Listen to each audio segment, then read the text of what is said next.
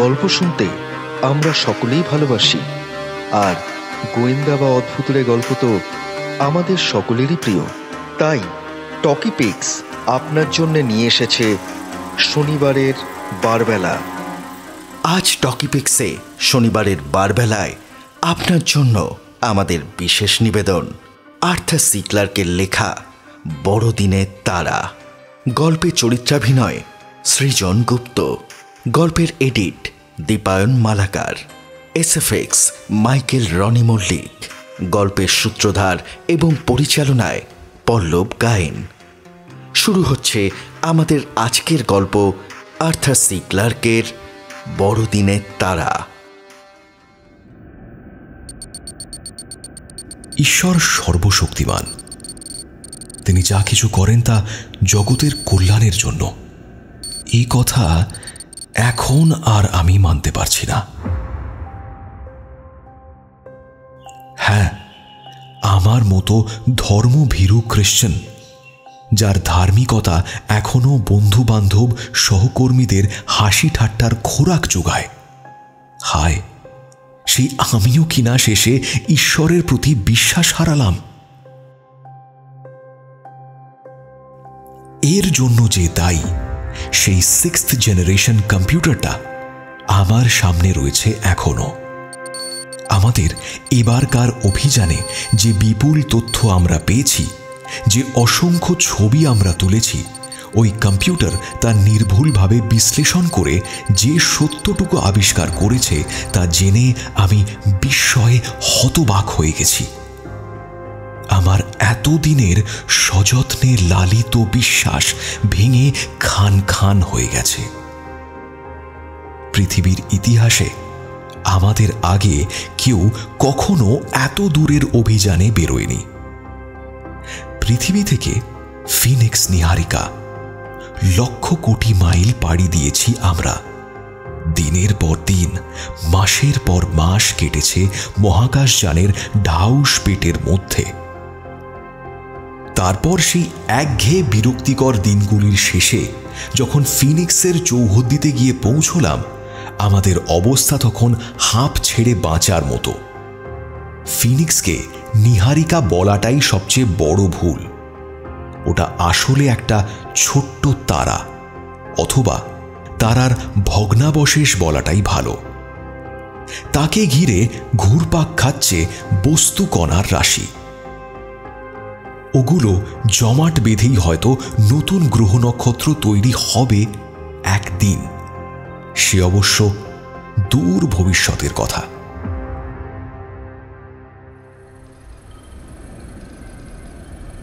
এখন ওগুলোকে ঘন মেঘ ছাড়া আর কিছুই ভাবা যায় না। আর সেই মেঘের শেষ প্রান্তে রয়েছে একটা ছোট্ট গ্রহ। তারাটির ভগ্নাবশেষকে ঘিরে এখনও যা আবর্তিত হচ্ছে অতি ধীর বেগে। ফিনিক্স নীহারিকার স্বরূপ আমাদের অনেক দিন থেকেই জানা। প্রতি বছর আমাদের ছায়াপথে 100রও বেশি তারার ঔজ্জ্বল্য হঠাৎ অনেকটা বেড়ে যায়। তারাগুলির মধ্যে বিস্ফোরণের দরুনই যে এমন ঘটনা ঘটে তা এখন আমাদের জানা। কয়েক ঘন্টা অথবা কয়েক দিন ধরে আকাশকে আলোর দীপ্তিতে ভরিয়ে দিয়ে সে তারার ঔজ্জ্বল্য কমতে থাকে একটু একটু করে। তারপর আবছা হতে হতে একসময় আকাশ থেকে তার শেষ আলোটুকুও মুছে যায়। এখন থেকে 1000 বছর আগেও এ ঘটনা মানুষের চোখে পড়েছে। হঠাৎ করে যেসব তারারা জ্বলে ওঠে তাদের নতুন তারা ভেবে নিয়ে নাম দেওয়া হয়েছিল নোভা। ল্যাটিন ভাষায় নোভার অর্থ নব বা নতুন। ফিনিক্সে বিস্ফোরণ ঘটেছিল এখন থেকে 2-3 হাজার বছর আগে। কোনো কোনো নক্ষত্র কেন যে হঠাৎ নিজের মধ্যে বিস্ফোরণ ঘটিয়ে আত্মহননের পথ বেছে নেয়, সে সম্পর্কে খোঁজ খবর নেওয়ার জন্যই ফিনিক্সে অভিযান চালানোর পরিকল্পনা নেওয়া হয়। তাকে কেমন চেহারায় দেখব তার একটা আন্দাজ অবশ্য আগেই করা হয়েছিল, কারণ আমরা জানতাম যে তারা বেহিসেবির মতো হু হু করে নিজের আলো তাপকে খরচ করে ফেলে, তা শেষের দিকে এসে কৃপণের মতো নিজের অবশিষ্ট ধনকে আগলে রাখে। এককালে যা ছিল সূর্যের চেয়েও বড় এক জ্বলন্ত নক্ষত্র, নিজের শরীর খুবলে বস্তু কণাদের বের করে মহাকাশের বহুদূর পর্যন্ত ছড়িয়ে দিয়ে সে তখন এক ক্ষুদে গোলকের আকার নেয়। আয়তন তখন তার পৃথিবীর মতো হলেও ওজনে সে পৃথিবীর চেয়ে লক্ষ গুণ ভারী। কোটি কোটি মাইল ছড়িয়ে থাকা মেঘের মাঝে যেন এক ছোট্ট আলোর টিপ। জ্যোতির্বিদদের ভাষায় হোয়াইট ডোয়ার্ফ স্টার বা শ্বেত বামন তারা। ফিনিক্স নীহারিকার ওই কেন্দ্রবিন্দুকে লক্ষ্য করেই আমরা যাত্রা শুরু করেছিলাম। শেষ পর্যন্ত একদিন গিয়ে পৌঁছলাম তাকে ঘিরে থাকা ধুলো আর মেঘের রাজত্বে। আমাদের যন্ত্রপাতিগুলো নিখুঁতভাবে কাজ করছিল। নীহারিকার কেন্দ্রে প্রায় তখন পৌঁছে গেছি। আমাদের সামনে সেই ক্ষুদে নক্ষত্র। এক সময় ওটাই নাকি ছিল গনগনে সূর্যের মতো। লক্ষ কোটি বছরে যে আলো তাপ ফুরোনোর নয়, নিজের খেয়াল খুশিতে কয়েক ঘন্টার মধ্যেই তার প্রায় সবটাই খরচ করে ফেলে এখন ভুল শোধরানোর পালা। নক্ষত্রের এত কাছে, তবুও তাপের আঁচটুকুও যেন টের পাচ্ছি না। ওই একরত্তি নক্ষত্রকে ঘিরে কোনো গ্রহের অস্তিত্ব যে থাকতে পারে, প্রথমটায় তা কল্পনাই করতে পারিনি আমরা। আগে যদি কোনো গ্রহ থেকেও থাকতো, ফিনিক্সে বিস্ফোরণের পর আগুনের প্রখর তাপে তার স্রেফ উবে যাওয়ার কথা। তবু আমাদের সন্ধানী যন্ত্রকে রুটিন মাফিক কাজে লাগিয়েছিলাম, যদি কোথাও কোনো গ্রহের সন্ধান পাওয়া যায় আর কি। আর তাতেই আমাদের সূর্য থেকে প্লুটোর যা দূরত্ব, তার চেয়েও দূরে এক ক্ষুদে গ্রহের খোঁজ মিলল। নক্ষত্র থেকে অতটা দূরে থাকার দরুনই হয়তো আগুনের আক্রোশ থেকে বেঁচে গিয়েছে। গ্রহটার খোঁজ পাওয়ার পর ওখানে প্রাণের অস্তিত্ব আছে কি না তা না জেনে পৃথিবীতে ফিরে যাওয়ার প্রশ্নই ওঠে না। অতএব সেই গ্রহে যাওয়াটাই সাব্যস্ত হল।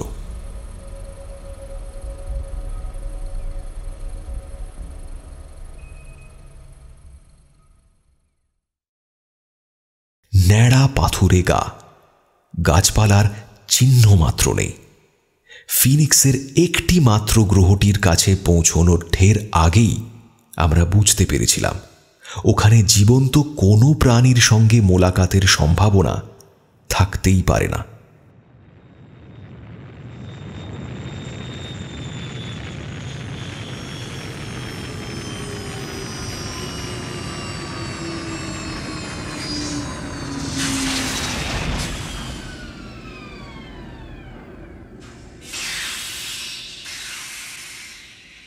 ফিনিক্সে যে বিস্ফোরণ ঘটেছিল তার তাপে ওখানকার মাটির ওপরের বায়ুমণ্ডলের কোনো চিহ্নই আর নেই।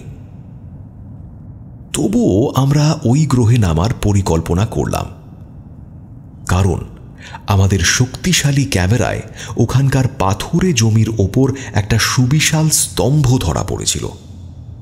স্তম্ভের মসৃণ ছাদে নানা রকম জ্যামিতিক চিহ্ন আঁকা রয়েছে। ওগুলো যে বুদ্ধিমান প্রাণীর কীর্তি তা বুঝতে অসুবিধে হওয়ার কথা নয়। বেশ বোঝা যায় ওখানকার বাসিন্দারা কোনো এক সময় অনেক যত্নে ওই পাহাড় সমান উঁচু স্তম্ভটা বানিয়েছিল গ্রহান্তরের মানুষদের দৃষ্টি আকর্ষণের উদ্দেশ্যেই। আর তাছাড়াও আমাদের ডিটেক্টরে নির্দিষ্ট মানের তেজস্ক্রিয় বিকিরণের অস্তিত্ব ধরা পড়েছিল। ওই অচেনা গ্রহের মানুষেরা নিশ্চয়ই জানত প্রাকৃতিক কোনো কারণে স্মৃতিস্তম্ভ ধ্বংস হলেও ওদের ওই তেজস্ক্রিয় বিকিরণের ব্যবস্থা এক উন্নত সভ্যতার স্বাক্ষর বয়ে চলবে অনন্তকাল ধরে। স্মৃতিস্তম্ভের কাছে পৌঁছতেই একটা ব্যাপার আমাদের কাছে পরিষ্কার হয়ে গেল, ওর চূড়াটার নিচে যে প্রকাণ্ড বাড়ি, সেটা বিশেষ কোনো উদ্দেশ্য নিয়েই তৈরি করা হয়েছিল। বাড়িটার চারপাশে উঁচু পাথরের চাই, তবু তার ফাঁক দিয়েই অদ্ভুত স্থাপত্য নজরে এলো। বাড়িটার কোথাও কোনো ফাঁক ফোকর নেই। এর অর্থ একটাই হতে পারে, গ্রহের অধিবাসীরা আসন্ন ধ্বংসের আঁচ পেয়ে নিজেদের জ্ঞান বুদ্ধি জীবনধারার পরিচয় নিশ্চয়ই রেখে গেছে ওই গৃহের মধ্যে, গ্রহান্তরের আগন্তুকদের কৌতূহল চরিতার্থ করার জন্য। না, আমাদের কাছে পাথরের পুরু দেওয়াল কাটার উপযোগী আধুনিক যন্ত্রপাতি ছিল না, ফলে পাথর ড্রিল করতে হলো সেই প্রাচীন কায়দায়।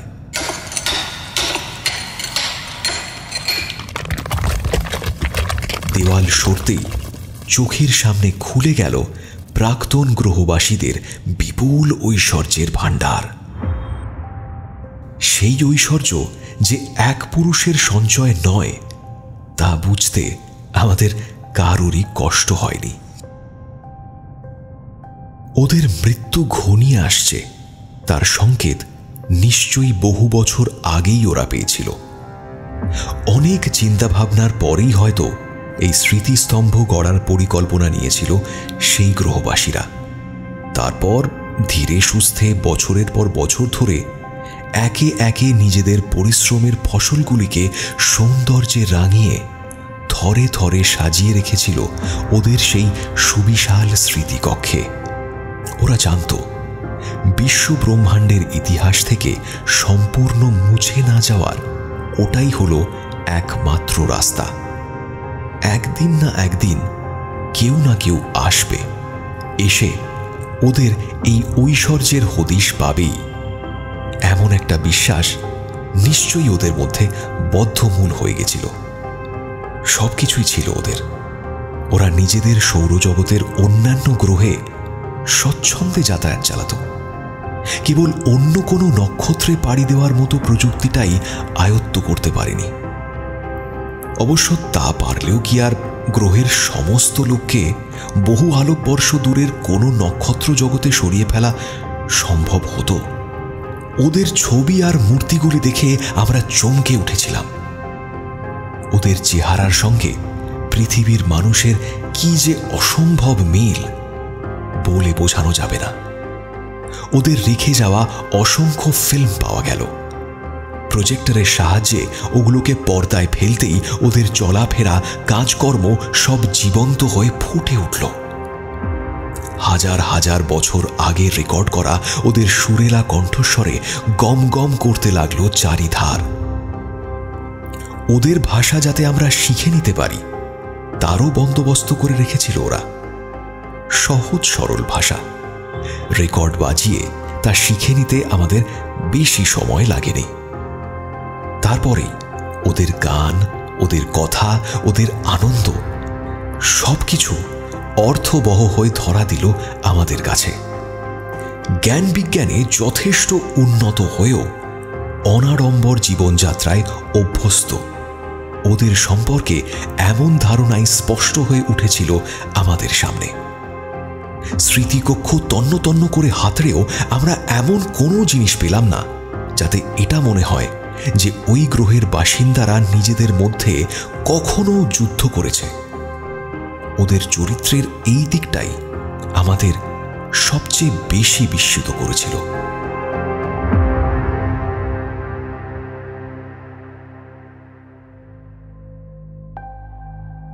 কে জানে, পৃথিবী থেকে বহু আলোকবর্ষ দূরে ছিলাম বলেই বোধহয় আমাদের মতো অথবা আমাদের চেয়েও উন্নত এক সভ্যতার ধ্বংসাবশেষ দেখে আমরা সকলেই কেমন যেন আবেগপ্রবণ হয়ে পড়েছিলাম। তা না হলে পৃথিবীতেও তো প্রাচীন সব সভ্যতার নিদর্শন মাটি খুঁড়ে বের করা হয়েছে। কই, সেগুলো দেখে তো কোনো পুরাতাত্ত্বিক অথবা পর্যটকের মন দুঃখে গলে গেছে এমনটা তো কখনো শুনিনি। আমাদের সহ অভিযাত্রী ম্লান হেসে জিজ্ঞাসা করেছে, আচ্ছা, তোমার ঈশ্বর কি এই গ্রহের বাসিন্দাদের ধ্বংসের হাত থেকে রক্ষা করতে পারতেন না? আমার মুখে কোনো উত্তর জোগায়নি। আমি বলতে পারিনি আমাদের সর্বশক্তিমান পিতা যা করেন তা মঙ্গলের জন্যই। সত্যি তো, ওইসব নিষ্পাপ সহজ সরল মানুষদের এমন পরিণতি কি আদৌ কাম্য ছিল? আমি জানি আমার বন্ধুরা পৃথিবীতে ফিরে গিয়ে বলবে, আমরা একটা মৃত গ্রহ দেখে এলাম। একসময় ওখানে জল বাতাস ছিল, পাখি গানও গাইত, বুদ্ধিমান প্রাণীদের এক উন্নত সভ্যতা গড়ে উঠেছিল। নেহাত প্রাকৃতিক কারণেই গ্রহটি এখন নিষ্প্রাণ। ওখানকার ফুল, পাখি, মানুষ সব মরে গেছে হাজার হাজার বছর আগে। না, বেঁচে থাকার মতো পরিবেশ আর ওখানে নেই। এতে অবাক হওয়ার কিছু নেই। প্রতি বছরই কত নক্ষত্রে বিস্ফোরণ ঘটে, তাদের গ্রহগুলো সব ধ্বংস হয়ে যায়। সেই সব গ্রহের কোনো কোনোটায় সভ্য প্রাণীও নিশ্চয়ই থাকে।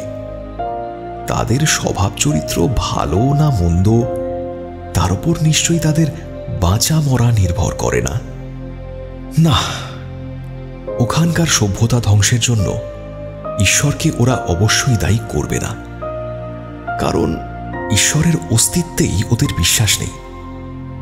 না না না না, এমনভাবে ব্যাপারটাকে দেখতে আমি রাজি নই। যারা ঈশ্বর মানে না, তাদের সেই না জানার মধ্যে আবেগটাই বড় হয়ে দেখা দেয়। আমি তো আর নাস্তিক নই। আমি জানি সর্বশক্তিমান ঈশ্বর তার কাজকর্মের জন্য আমাদের কাছে জবাবদিহি করতে বাধ্য নন। তিনি তার খুশি মতো কোনো জগৎ যেমন গড়তে পারেন, তেমন তা ধ্বংস করতে পারেন নির্দ্বিধায়। তার কাজের ভালো মন্দ বিচারের কোনো অধিকার আমাদের নেই। না, এসব কথা মেনে নিতে আমার মনে কোনো দ্বিধা নেই। তবু কখনো কখনো এমন ঘটনাও ঘটে যখন বুকের অতল গভীরে সযত্নে লালিত বিশ্বাসটা নাড়া খেয়ে যায়। দুর্ভাগ্যবশত আমার ক্ষেত্রে সেই ঘটনাটাই ঘটে গেল। ফিনিক্সের বিস্ফোরণটা যে কয়েক হাজার বছর আগে ঘটেছিল তা আমাদের জানা থাকলেও একেবারে সঠিক দিনক্ষণটা আমি মাপতে পেরেছিলাম। ওই গ্রহের মাটি পাথরের রাসায়নিক বিশ্লেষণের পরে। এখন আমি জানি ঠিক কবে ওই নক্ষত্র জ্বলে উঠে ওর গ্রহ জগৎকে ধ্বংস করেছিল, আর কবে সেই বিস্ফোরণের আলো এসে ধরা দিয়েছিল পৃথিবীর মানুষের চোখে। আমি এখন বেশ বুঝতে পারি সেদিন পৃথিবীর পূর্ব দেশের আকাশে সূর্যোদয়ের ঠিক আগের মুহূর্তে নতুন এক তারাকে অপূর্ব দীপ্তি নিয়ে জ্বলে উঠতে দেখে কতটা বিস্মিত হয়েছিল তখনকার মানুষজনরা। না, আমার কম্পিউটারের হিসেবে কোনো ভুল চুক থাকতে পারে না। 2000 বছরের রহস্যের জট খুলেছি আমি। আর তাই তো ঈশ্বর, তোমার কাছে জানতে চাই, আকাশে তো কত লক্ষ কোটি নক্ষত্র ছিল। যিশুর জন্ম মুহূর্তে জ্বলে ওঠার জন্য অন্য কোনো নক্ষত্রকে কি তুমি বেছে নিতে পারতে না?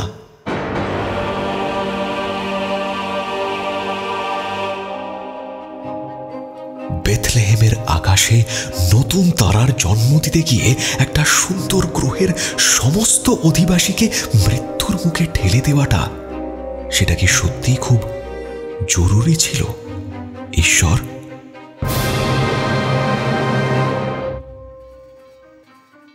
এতক্ষণ আপনারা শুনলেন আমাদের আজকের গল্প বড়দিনের তারা। গল্প ভালো লাগলে অবশ্যই আমাদের চ্যানেল টকিপিক্স সাবস্ক্রাইব করুন, কারণ আপনার অনুপ্রেরণা আমাদের সাহায্য করে প্রতি সপ্তাহে এমনই নতুন নতুন গল্প পরিবেশন করার। ধন্যবাদ।